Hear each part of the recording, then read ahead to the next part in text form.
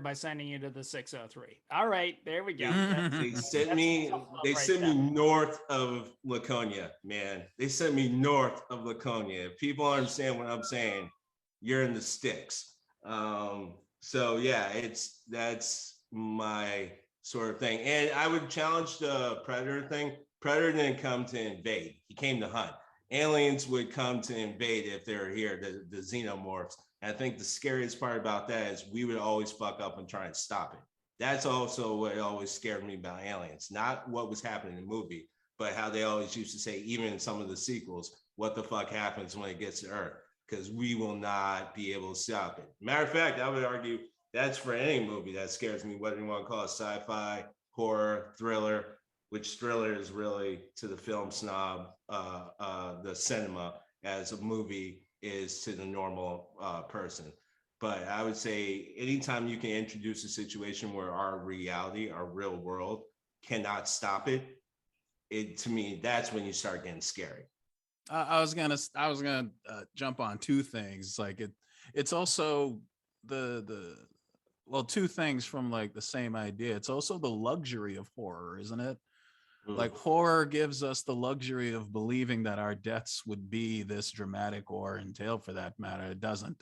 You know, it's a bullet in the back of the head. It's a heart attack in your garden. It's you fell down some stairs. Like typically, you know, like your death is not going to be this drawn out or even interesting. You're just gonna, you know, get a bad diagnosis and you've got 6 weeks. You're welcome. So I think it also gives you that luxury, but also on the point of luxury, going to what RaShaun talked about, like having a lot of, you know, monsters in the forest and a lot of creatures that are coming. That's also a luxury, because when you're talking about the things that horrify Black people or other minorities, like I often tell my friends who, you know, are white and they love when I say it, in the story of the African American, you are the monster. Like you are the vampire, you are the werewolf, you're the thing that they told their children to be scared of and not to go someplace because they might see you. And when you take it, you know, a step further and you look at Peele's movies, Us and Get Out, like they're, you know, actually even Lovecraft Country, which actually is one of the, you know, first shows to really show the aftermath of the Emmett Till case. You know, so, you know, like looking at the things that really terrify, you know, people, of it really is different. Like there isn't this huge, you know, pantheon of monsters. Like it's, you know, very few, you know, because your reality is your horror, you know, so it really is. And so, you know, the thing that jumps to my mind is always zombies, because everybody loves zombies. And it's like growing up in a Caribbean family, in a Haitian family, it's like zombies weren't funny because it meant eternal servitude when you were a slave. Right. And when you're a slave, the idea of eternal servitude, somebody bringing your lifeless corpse back from the grave, I mean, what's a worse, you know, consequence than that, you know? So for us, like, it wasn't funny, you know, but for, and you see how, you know, like Westerners see zombies, they're hilarious. They even fall in love, you know, like all of that sort of thing. So it really is that horror is also a luxury, you know, like it's also, you know, to be able to look at something terrifying and just kind of have this thrill, or, you know, some people probably get turned on to, we do not kink shame. And so, you know, that is something that, yeah, is a gift to you. Whereas, you know, the other end of it is your actual reality being terrifying.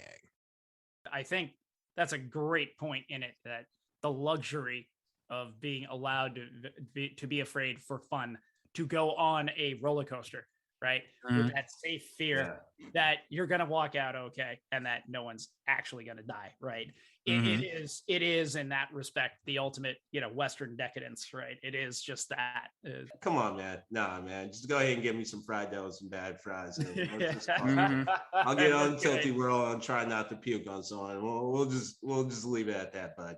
No, I love it. Mhm. Guys, that was perfect. I loved, each little stop we visited, and it was a great chance to get some insight into each of our viewing experience, also where it fits into pop culture and our mutual mental state and the zeitgeist that we are currently in and the ones that will be bringing us into the future. So that's fantastic. Before we say our goodbyes, just want to remind you, please stop on over at Apple iTunes or Apple Music, rate and review the show, help push us out into the consciousness, help push the nefarious agenda of the Steam Gentlemen.